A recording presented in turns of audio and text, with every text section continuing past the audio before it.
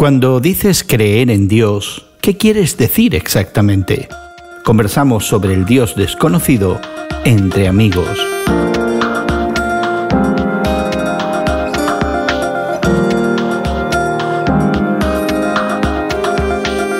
Gracias por acompañarnos entre amigos, esta conversación semanal sobre la fe cristiana y el mundo contemporáneo que tenemos Guillermo Serrano, Elsa Masón y tu amigo Gerson García. Hoy conversamos sobre la idea de creer en un poder superior y al mismo tiempo negarse a creer que ese poder superior pueda ser la deidad que la Biblia describe. Pero antes queremos invitarte a que te suscribas al podcast que acompaña este programa y que encontrarás en tu plataforma de podcast favorita. Ahí podrás acceder a nuestros archivos, encontrar enlaces a recursos adicionales y dejar tus comentarios. Encuéntranos como Entre Amigos con Gerson García. Suscríbete hoy mismo. Un reporte del Centro de Investigaciones Pew encontró que aunque la mayoría de los norteamericanos afirman creer en Dios, se rehúsan a creer que esa deidad sea como se describe en la Biblia. Un ser que, a pesar de tener todo el poder, tiene un carácter moral definido y además desea involucrarse de cerca con su creación. Y estas percepciones no son exclusivas de los norteamericanos. En América Latina, muchos que profesan ser católicos, por ejemplo, definen la deidad literalmente fuera de los cánones. Y no digamos de los nuevos movimientos pseudocristianos y neocarismáticos en el continente con su Dios bonachón que solo sabe consentir a aquellos que se portan bien. Y es que definir a la deidad a nuestra imagen y semejanza no es nada reciente. Y por supuesto, si nos dan la oportunidad de definir la deidad, lo primero que haremos es quitarle toda inconveniencia.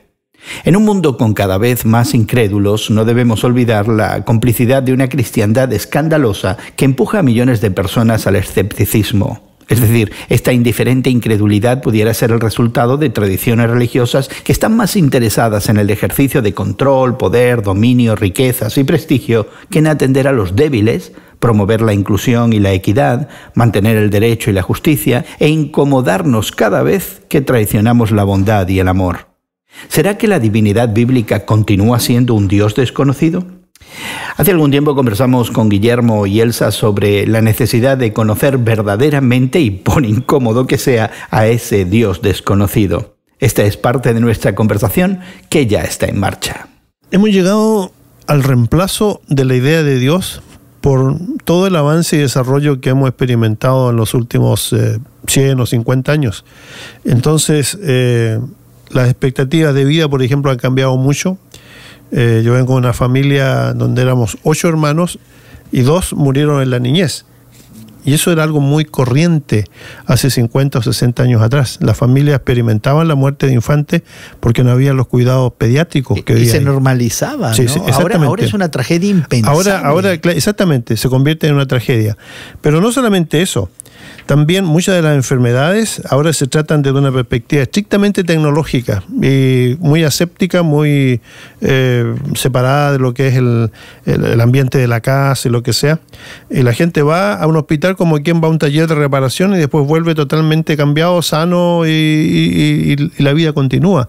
Entonces, yo creo que la tecnología, el desarrollo, han ayudado al ser humano para distanciarse de la idea de un ser divino que está siempre preocupado de los detalles mínimos que a uno le podrían afectar. Pero fíjate que estamos hablando, sí, de que ha habido esa secularización, ese abandono de la idea de la religión, en parte por la tecnología y la ciencia, que nos ha explicado las cosas desde otras perspectivas. Pero el punto es que gente, tú le puedes preguntar en este mundo industrializado y tecnológico, ¿crees en Dios? Y ellos te dicen, sí, creo en un ser superior. ¿Y crees en el Dios de la Biblia? Y te dicen, no, el de la Biblia no. Creo que lo que ayuda un poco a este descreimiento en las personas es la falta de consistencia de las religiones organizadas. Cuando vemos, por ejemplo, y apareció en las noticias recientemente, un televangelista que le pide a su congregación $54 millones para comprar un jet, un avión de última generación, para 6 o 8 personas, de manera de tener más tiempo para ir a evangelizar a los 5 continentes, una cosa así. Y este señor se ha descubierto que tiene ya otros 4 jets en su hangar, en su espacio para los aviones, Y la gente de una iglesia de varios miles de personas está dispuesta a financiarlo. Entonces, cuando eso aparece en las noticias, ¿qué es lo que produce? Un descreimiento en el Dios que este señor está predicando y que lo asocia necesariamente con la Biblia. Creo que incluso también agregando que puede haber muchas razones por las cuales las personas en general crean en un Dios superior, en un ser superior, pero no quieran necesariamente entregarse a un compromiso moral, donde tengan que, de cierta manera, obedecer a ciertos dictámenes éticos que ese Dios superior que nos ha dado la vida o que haya creado el universo, las estrellas, el firmamento y nuestro planeta, necesite realmente que nosotros, digamos, nos portemos bien. Me recuerdas lo que este reconocido teólogo anglicano John Stott decía acerca de la objeción del ateo, del agnóstico a la idea de Dios, que no era necesariamente una objeción intelectual, sino era una objeción moral. Es decir, porque la ética de la fe cristiana nos incomoda, rechazo esa fe. Pero me gustaría que nos centráramos un poquito en la idea en que nos deja Guillermo Elsa, si te parece, porque creo que ahí es donde yo siento mi responsabilidad personal. Guillermo nos ha desafiado y que muchas veces, de alguna manera, esta incredulidad de algunos en nuestro mundo contemporáneo pudiera ser resultado de una tradición religiosa que tiene intereses ajenos a la verdadera fe cristiana. Y que es inconsistente con lo que se nos está dando en la Biblia. Y yo no me quiero escapar tan fácilmente de tal cargo, de tal acusación, porque creo que algo de responsabilidad hay. Claro, hemos puesto el ejemplo extremo de este señor que tiene una flotilla de aviones en el nombre de una fe que originalmente tenía que ver con esperanza para los pobres. Y ahora eso brilla por su ausencia.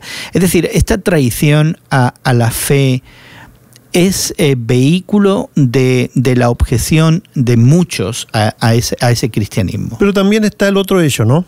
Construimos edificios fastuosos, grandísimos, impresionantes, algunos de ellos, para una celebración que podríamos ponerlo entre comillas, ¿no? Religiosa, de cada domingo o sábado, cuando quiera que se reúnan, en donde tenemos unos periodos de éxtasis, de abandonamiento de este mundo, donde cantamos, cerramos los ojos, hacemos muchas cosas que son muy estimulantes, pero para nuestro propio beneficio. Sí. Y luego nos abandonamos a nuestra propia vida el resto de la semana. Es decir, la cosa cúltica es de día a domingo, un par de horas, o en mi caso es menos. Los reformados tenemos servicios de 1 hora nada más. Sí, cocinan el pollo rápido ustedes. Entonces, el resto de la semana pasamos frente al edificio y no pasa nada. No, absolutamente nada. Además, siempre está cerrado. Nadie llega a consultar ninguna cosa porque el edificio está cerrado. Entonces, yo creo que hay una desconexión de nuestra cosa religiosa con las necesidades que la gente pueda tener en su momento. En vez de estar viviendo nuestra fe cristiana todos los días, en cualquier esfera en la que nos estemos desarrollando en un dado momento, ¿verdad? Y la Biblia habla de que somos libros abiertos, y entonces el problema está qué tipo de lectura está haciendo la gente. Así es, sí. Yo estaba pensando que es una acusación muy seria esta, porque de pronto hemos admitido, siendo incluso nosotros personas de fe, confesándonos creyentes de alguna manera, no agnósticos ni ateos, de que la fe que hemos proclamado ha estado cargada de elementos que son no solamente ajenos, pero a veces contrarios a esa misma fe. Es una acusación muy seria. ¿Será que mucha gente todavía no ha llegado a conocer a ese Dios de la Biblia? Es decir, no pueden creer en el Dios de la Biblia, si bien entiendo, entre otras cosas, porque lo hemos mal representado, aquellos que decimos conocerlo. ¿No será todavía ese Dios, el Dios desconocido del que hablaba Pablo cuando llegó a Atenas, que vio allí la estatua, entre otros, al Dios desconocido? ¿Será todavía este Dios de la verdadera fe cristiana un Dios por conocer para muchos? Bueno, cada generación necesita ser evangelizada, ¿no? Que se le anuncie la buena nueva del Evangelio. El problema es que nosotros no estamos dispuestos a gastar tiempo ni recursos en hacer esto porque estamos demasiado ocupados, decimos, en nuestra propia vida. La estadística que sirve para mucho, y en este país, en los Estados Unidos de Norteamérica, se lleva estadística de todo, dice que hace unos 50 a 70 años este país tenía aproximadamente 150 millones de habitantes. En esa época, el 50%, a la mitad de la población, iba a alguna iglesia, cualquier iglesia que profesara el credo cristiano. Hoy día la población de los Estados Unidos es de 320 millones de habitantes. La gente que va a las iglesias, cualquiera que sea la iglesia, es aproximadamente entre 50 y 60 millones de personas. Es decir, el valle se ha ido agrandando en cuanto a que la gente utiliza los días festivos, los días que pudiera ir a una iglesia para hacer otras cosas. Ese bache de secularismo se ha ido agrandando cada día más. Entonces el problema yo lo veo desde un punto de vista tanto de las iglesias que profesan la fe cristiana como de los individuos que no nos damos el tiempo, decimos que no tenemos el tiempo para entablar una conversación con vecinos, con gente, para hacerle ver de que hay una necesidad personal que ellos tienen, para no invadir su privacidad. Y al fin de cuentas, entonces, Guillermo, tu perspectiva es que es una responsabilidad personal, porque estamos hablando de una religión, como son las religiones institucionalizadas, es decir, que tiene todo un armazón, y hemos intimado la posibilidad de que todo ese armazón institucional pues esté distrayendo a la gente de la verdadera fe y del conocimiento del verdadero Dios que se revela en la Biblia.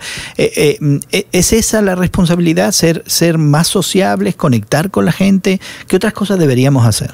Esa es una pregunta que debe quedar para otro programa. O quizá para nuestros oyentes, no sé. Yo creo que en nuestro diario vivir sí debemos de conectarnos con otras personas y tenemos ese llamado realmente, creo yo, del Espíritu Santo, de si tenemos la respuesta a la vida eterna, si tenemos la respuesta al perdón de los pecados, si tenemos la respuesta a través de Jesucristo a ese amor eterno que tantas personas buscan, tenemos la obligación de hacerles comunicar, hacerles saber de ese gran amor que les espera a través de la fe que nos está dando la Biblia, ¿no? Ya, pero yo de nuevo creo que uno de los problemas que hemos tenido, Elsa, es que hemos limitado la comunicación a las palabras. Se suele decir que la comunicación no verbal ocupa el 80% de la comunicación efectiva. Ya veo hacia dónde vas. Y yo creo que parte del problema que tenemos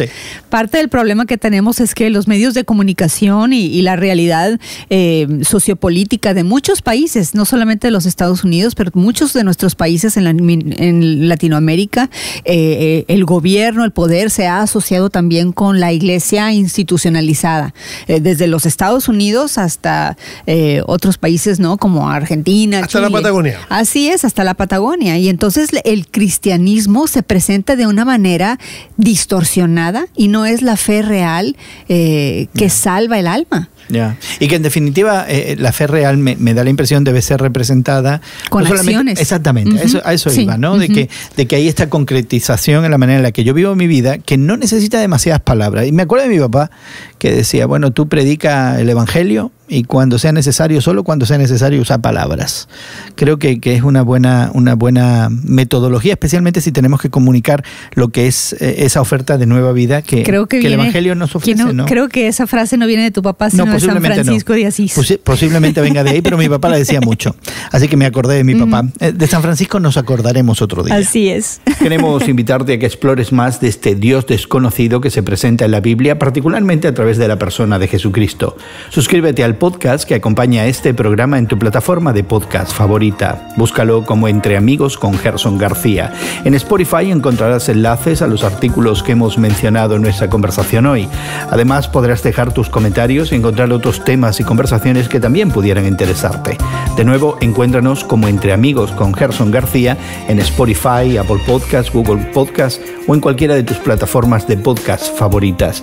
Suscríbete hoy mismo. Agradecemos a nuestros equipos técnicos en México, Brasil y Estados Unidos el trabajo que realizan para que esta conversación llegue hasta ti. Nuestra gratitud asimismo para Elsa Masón y Guillermo Serrano por darnos de su tiempo. Y tu amigo Gerson García se despide de ti hasta otro momento en el que nos unamos a conversar entre amigos. Entre Amigos es producido por Eventual Media y distribuido por Radio Moody para ministerioreforma.com.